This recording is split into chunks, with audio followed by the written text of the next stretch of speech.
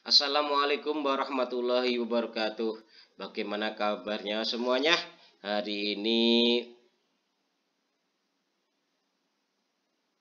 kita melanjutkan pertemuan minggu yang lalu untuk mempelajari praktikum akuntansi lembaga atau instansi pemerintah.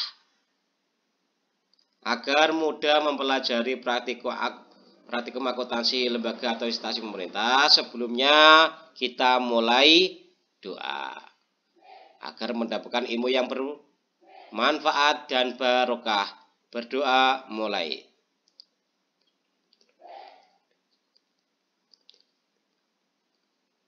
Selesai. Sebelum kita mulai pelajaran, setelah doa jangan lupa kita tersenyum, hati senang, karena dengan tersenyum dan hati senang mudah menerima pelajaran dan menambah imun tubuh kita. Ayo kita mulai. Minggu lalu kita mempelajari tentang pembukuan tunggal dan pembukuan berpasangan. Kita melanjutkan untuk materi pembukuan tunggal dan pembukuan berpasangan, yaitu sistem pembukuan tunggal atau single entry. Pada sistem pembukuan tunggal, pencatatan transaksi hanya dilakukan dalam satu kali saja. Jenis transaksi yang mengakibatkan pemasukan kas akan dimasukkan dalam sisi penerimaan. Adapun transaksi yang mengakibatkan berkurangnya kas akan dimasukkan ke dalam sisi pengeluaran. Sistem pembukuan tunggal ini memiliki kelebihan dan kelemahan. Kelebihan pembukuan tunggal. Kelebihan sistem pembukuan tunggal yaitu prosesnya yang sederhana sehingga mudah dipahami. Yang kelemahan pembukuan tunggal. Kelemahan sistem pembukuan tunggal yaitu sulit untuk menemukan kesalahan pembukuan. Selain itu, sistem pembukuan tunggal ini tidak mudah dalam pengontrolan keuangan. Jadi memang sistem pembukuan tunggal itu ada kelebihan dan kelemahan. Pada pemerintah daerah, pencatatan pembukuan tunggal ini dipraktekkan dalam buku kas umum atau BKU. Berikut contoh pencatatan pembukuan tunggal. Contoh, diketahui pada 7 Agustus 2018 terjadi transaksi di pemerintah daerah X berupa pembelian laptop sebanyak 10 unit dengan harga total 70 juta. Pembelian tersebut akan dilakukan secara tunai. Saldo awal kas sebesar 100 juta. Apabila pihak pemerintah daerah menggunakan sistem pembukuan tunggal akan dicatat sebagai berikut. Jangan lupa tadi bahwa pembukuan tunggal itu dipraktekkan dalam buku kas umum pencatatannya. Nah, ini tanggal 1 saldo awal kas ya. Dari mana Pak saldo awal kas? Jadi ini tadi pembelian tersebut dilakukan secara tunai. Dari sini saldo awal kas 100 juta. Nanti kita beri tanggal 1 aja awalnya. Itu saldo awal kas yaitu 100 juta.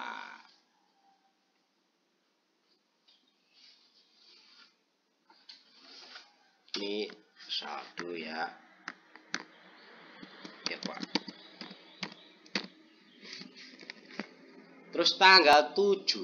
Nah, ini tanggal 7.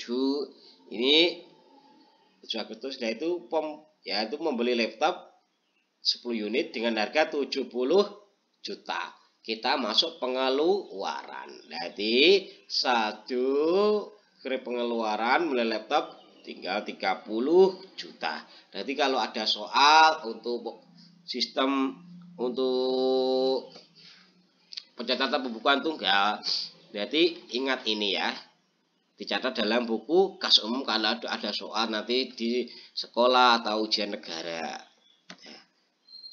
Selagi kita mempelajari tentang sistem pembukuan berpasangan.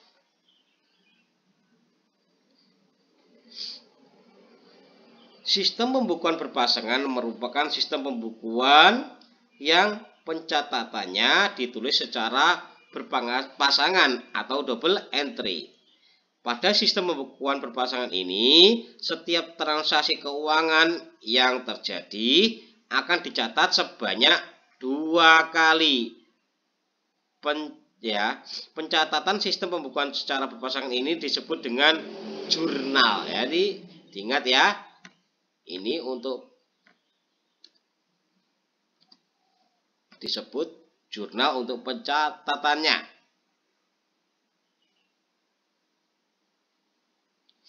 Pada sistem pembukuan berpasangan hanya meliputi kegiatan mencatat transaksi-transaksi ke dalam berbagai jurnal dan melakukan klarifikasi dan melakukan klasifikasi kode perkiraan buku besar atau pengumpulan data keuangan mentah. Proses ini akan menjadi dasar untuk sistem akuntansi yang mengumpulkan dan mengorganisir data mentah menjadi informasi yang berguna. Pada pencatatan model ini, sisi debit berada di sebelah kiri, sedangkan sisi kredit berada di sebelah kanan. Contoh, ini contohnya.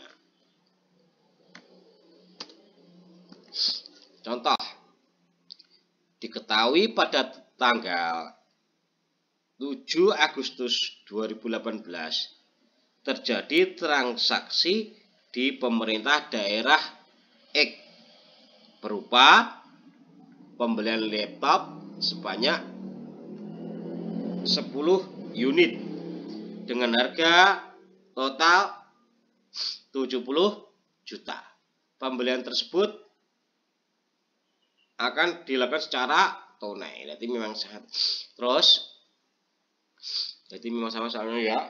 Terus apabila pihak pemerintah daerah menggunakan sistem pembukuan berpasangan,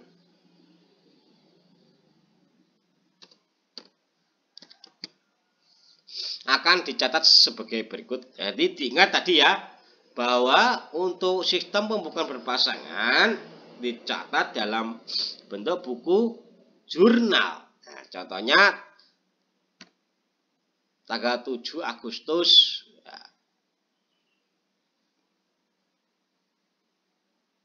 ya, 7 Agustus 2018, nama aset, jadi kode kode rekeningnya 09, nomor rekening aset tetap.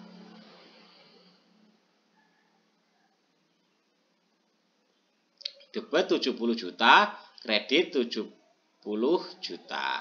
Jadi untuk debit atau debit ini aset masuk aset tetap. Nah, karena ini menjadi aset tetap. Terus kasnya 70 juta. Nanti pencatatannya bentuk buku jurnal. Jadi harus paham bahwa untuk sistem pembukuan tunggal pencatatannya dalam bentuk buku kas umum kalau ada soal mengerjakan. Untuk sistem pembukuan berpasangan bentuknya buku jurnal. Nah, sekarang kita pelajari siklus akuntansi pemerintah. Nah, siklus akuntansi pemerintah berdasarkan definisi akuntansi pemerintah daerah seperti yang telah dijelaskan sebelumnya. Disebutkan bahwa akuntansi keuangan pemerintah daerah merupakan suatu proses yang meliputi pencatatan, penggolongan, peringkasan, pelaporan, dan penganalisisan data keuangan dari suatu organisasi. Nah, ada yang tanya ini, apa Pak kegiatan pencatatan dan penggolongan? Ya, kegiatan pencatatan dan penggolongan adalah proses yang dilakukan secara rutin dan berulang-ulang setiap kali terjadinya transaksi pada pemerintah daerah. Kegiatan pelaporan dan penganalisian biasanya hanya dilakukan pada waktu tertentu. Siklus akuntansi pemerintah daerah pada umumnya meliputi langkah-langkah seperti yang pada gambar di bawah ini. Jadi ini adalah langkah-langkah pada umumnya untuk siklus pemerintah. Adapun untuk akuntansi keuangan secara umum, tahapan dalam proses akuntansi keuangan dapat digambarkan sebagai berikut. Yaitu ada tahap pengidentifikasian, tahap pencatatan, ada tahap penggolongan, ada tahap pengiktisaran, ada tahap pelaporan. Nah, untuk tahap catatan ada buku transaksi, buku catatan, jurnal umum. Ya, untuk tahap penggolongan ada buku besar. Nah, untuk tahap pengiktisaran ada neraca saldo, jurnal penyesuaian. Ini dia bentuk neraca. Terus ya untuk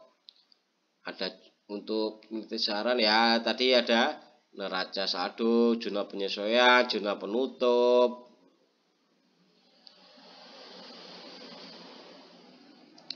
Ada menutup buku besar, neraca saldo setelah penutupan, jurnal pembalik.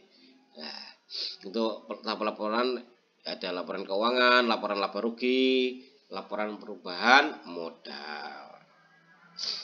Ada ya, neraca kas. Ya, ini gambaran kalau akuntansi keuangan secara umum. Nah, penjelasan tahap-tahapan akuntansi tersebut sebagai berikut. A, yaitu untuk pengidentifikasian transaksi atau kejadian-kejadian dalam perusahaan atau lembaga pemerintah. Pada tahapan ini dilakukan identifikasi terhadap transaksi-transaksi yang terjadi dan menganalisis kelompok akun yang digunakan untuk transaksi. Akun merupakan catatan akuntansi secara individual untuk mencatat kenaikan atau penurunan atas unsur aset, liabilitas, dan ekuitas. Pada tahapan ini juga dilakukan analisis mengenai posisi debit atau kredit dari suatu transaksi tergantung pada perkiraannya dan berdasarkan pada persamaan dasar akuntansi. Menyusun jurnal. Menyusun jurnal adalah proses mencatat setiap transaksi keuangan yang terjadi ke dalam buku harian atau buku jurnal. Buku jurnal merupakan catatan kronologis dan sistematis atau atas transaksi keuangan. Yang C, memasukkan jurnal ke buku besar. Tahapan penggolongan meliputi proses memasukkan setiap akun dalam buku jurnal ke dalam buku besar sesuai dengan akun dan jumlahnya atau posting. Buku besar atau ledger merupakan kumpulan dari semua akun yang terdapat pada suatu perusahaan atau lembaga pemerintah yang tersusun secara sistematis dengan diberi nomor kode tertentu. Jadi, Menyiapkan neraca saldo. Apabila telah dilakukan posting ke dalam buku besar, setiap akun dalam buku besar dapat diketahui saldonya. Saldo tersebut menjadi dasar bagi penyusunan neraca saldo. Jadi, neraca saldo merupakan laporan yang berisi akun-akun disertai saldo tiap-tiap akun. Yang E yaitu ayat jurnal penyesuaian. Proses penyesuaian merupakan proses menyesuaikan data keuangan setiap akhir tahun sebelum disusun laporan keuangan. Jurnal yang disusun untuk menyesuaikan data keuangan tersebut disebut jurnal penyesuaian. Neraca lajur. Yang F, neraca lajur. Guna mempermudah penyusunan ayat jurnal penyesuaian dan laporan keuangan biasanya dibuat neraca lajur. Penyusunan neraca lajur bukan merupakan tahapan opsional atau pilihan dalam proses akuntansi, tetapi bukan juga merupakan suatu keharusan. Neraca ini sering digunakan untuk menata data dalam jumlah besar, biasanya terdiri dari 10 kolom. G. Laporan keuangan atau financial statement. Nah, laporan keuangan merupakan sarana komunikasi dari perusahaan atau lembaga kepada pihak-pihak yang berkepentingan, baik itu internal perusahaan atau lembaga maupun eksternal perusahaan atau lembaga. Penyusunan laporan keuangan untuk pihak eksternal perusahaan atau lembaga harus sesuai dengan International Financial Reporting Standard atau IFRS. Dalam hal ini, IFRS memberi kerangka informasi tentang apa saja termasuk di dalam laporan keuangan dan bagaimana informasi tersebut disajikan dengan tujuan agar laporan keuangan dapat dipercaya dan diandalkan. Nah, untuk laporan keuangan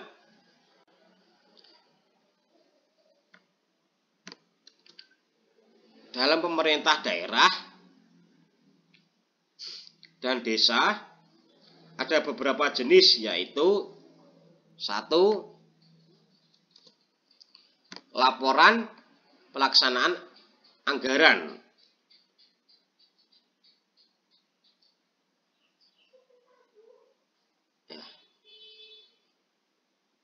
Nah, untuk pelaksanaan untuk laporan pelaksanaan anggaran itu ada 2, yaitu pertama laporan realisasi anggaran atau LRA, singkat LRA.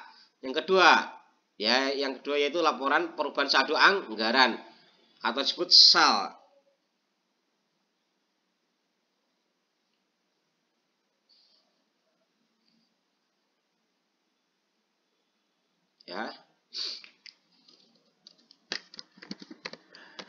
Sekali lagi, yang kedua laporan perubahan saldo anggaran lebih atau disebut SAL.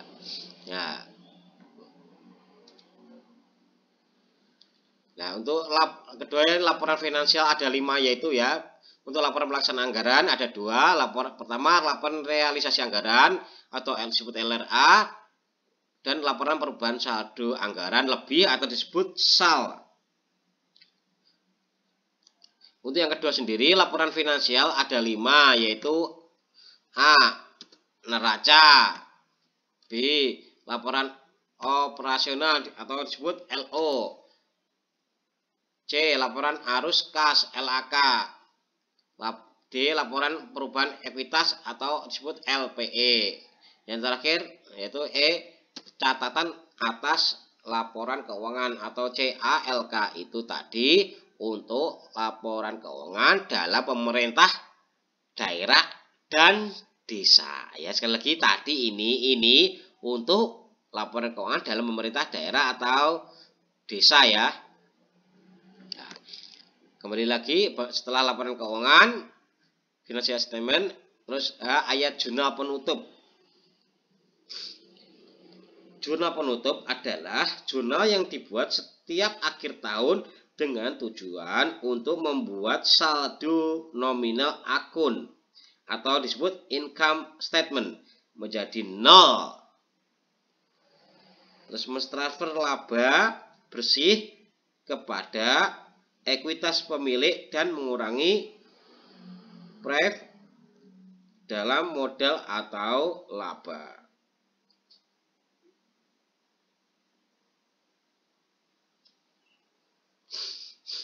Terus ayat jurnal pembalik. Nah, ayat jurnal pembalik adalah jurnal yang dibuat setiap awal periode akuntansi tahun berikutnya.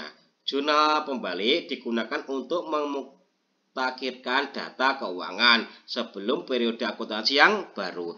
Hal yang perlu dibuat jurnal pembalik hanyalah jurnal penyesuaian yang menimbulkan piutang atau pendapatan yang masih akan diterima dan beban dibayar di muka, dan liabilitas atau beban yang masih harus dibayar dan pendapatan diterima di muka. Terima kasih pembelajaran hari ini, semoga bermanfaat.